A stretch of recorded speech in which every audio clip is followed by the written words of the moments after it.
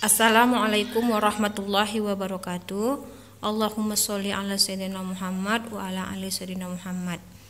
Baiklah anak-anak Umi, hari ini tepatnya hari Senin tanggal 12 Oktober 2020 kita kembali belajar bahasa Indonesia ya Nak.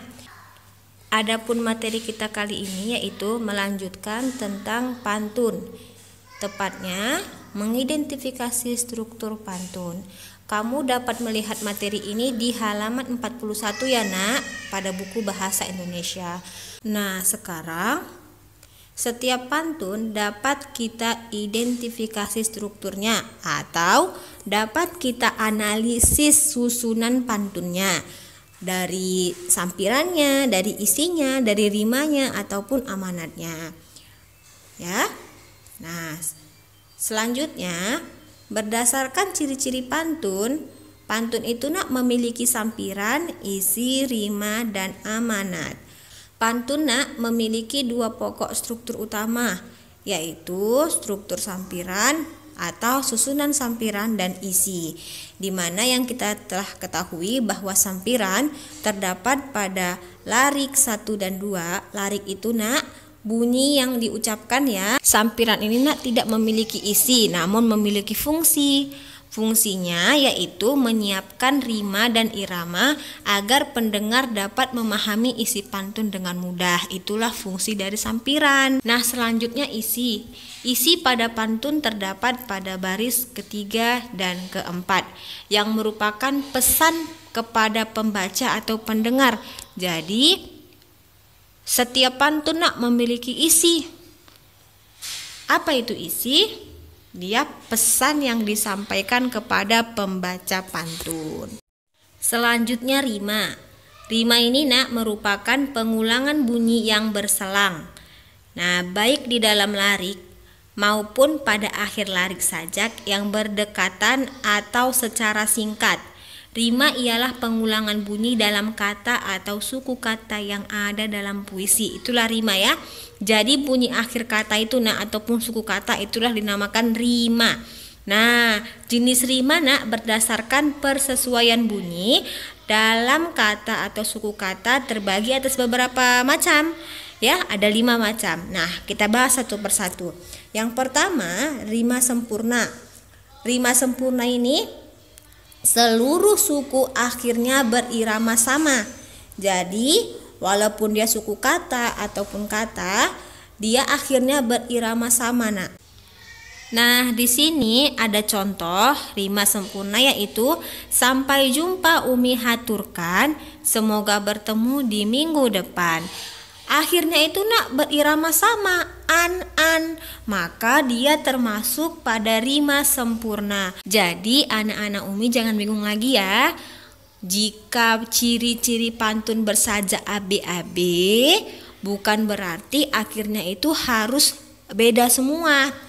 Tidak ya Nak, tapi per suku kata ataupun kata, bukan hurufnya ya Nak ya. Jadi jangan lagi bertanya, Mi tapi kan AB-AB di sini Mi I Mi.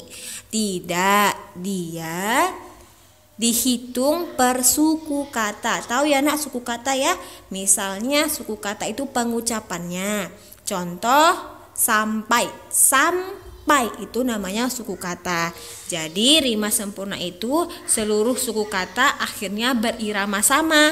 Walaupun dia ujungnya hurufnya itu sama, bukan berarti dia bukan jenis pantun ya. Ingat ya.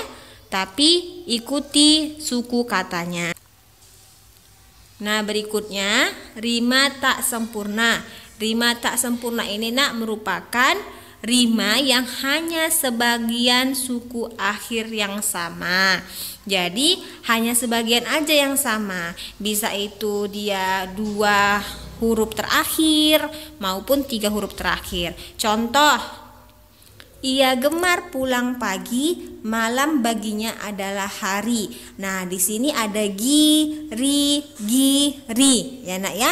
Suku kata akhirnya itu berbeda, makanya dia termasuk pada jenis rima tak sempurna. Sebenarnya ini tidak ada pada materi kamu, cuman Umi kasih tahu kamu agar kamu tahu membedakan apa jenis pantun, apa ciri-ciri pantun, kenapa dia bersajak AB-AB, biar kamu tahu apa itu rima, ya. Nah, berikutnya ada rima mutlak. Rima mutlak ini seluruh kata berirama. Lalu rima terbuka itu yang berirama adalah suku akhir suku terbuka dengan vokal yang sama. Dia nanti vokalnya sama. Vokal itu A, I, U, E, O, ya.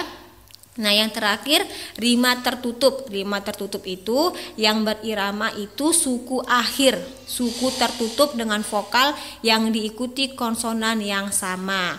Ya, itu sebenarnya kamu nggak pelajari, kamu hanya cukup tahu ya nak ya. Ada 5 jenis rima dalam pantun sesuai dengan jenis rima pengucapannya.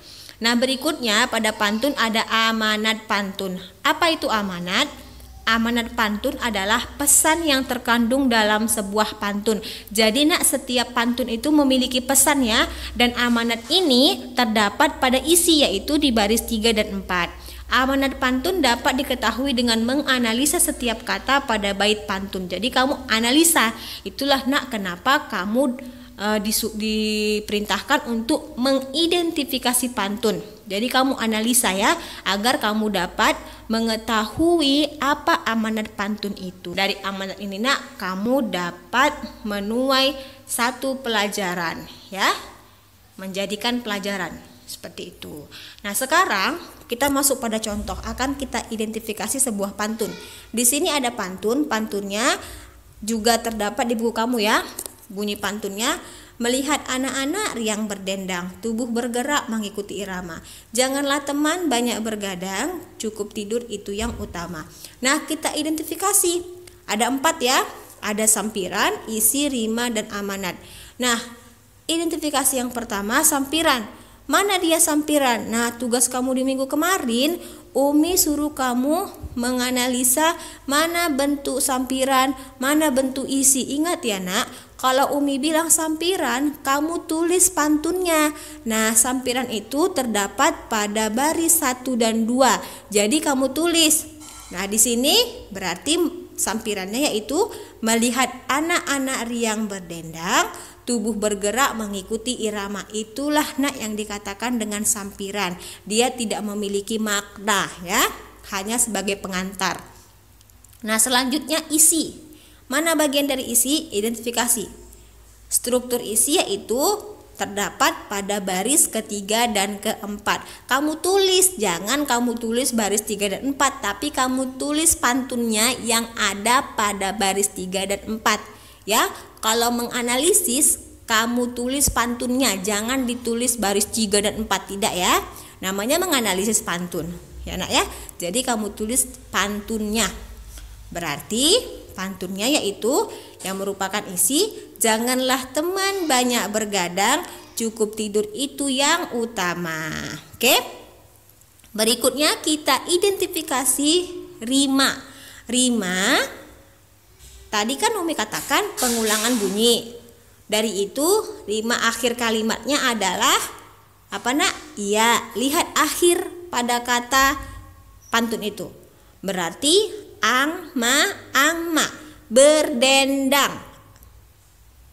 Berdendang nak, akhir rimanya yaitu ang, baris kedua irama.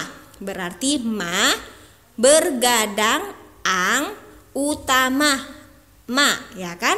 Maka rima akhirnya adalah angma. Dia termasuk pada jenis rima tak sempurna. Ingat ya jenis tadi ya. Oke ya, kita sudah mengidentifikasi sampiran, isi, dan rima. Nah, yang terakhir amanat pantun. Apa amanat yang terdapat pada pantun tersebut? Amanat pantun kan nak terdapat pada baris ketiga dan keempat kan?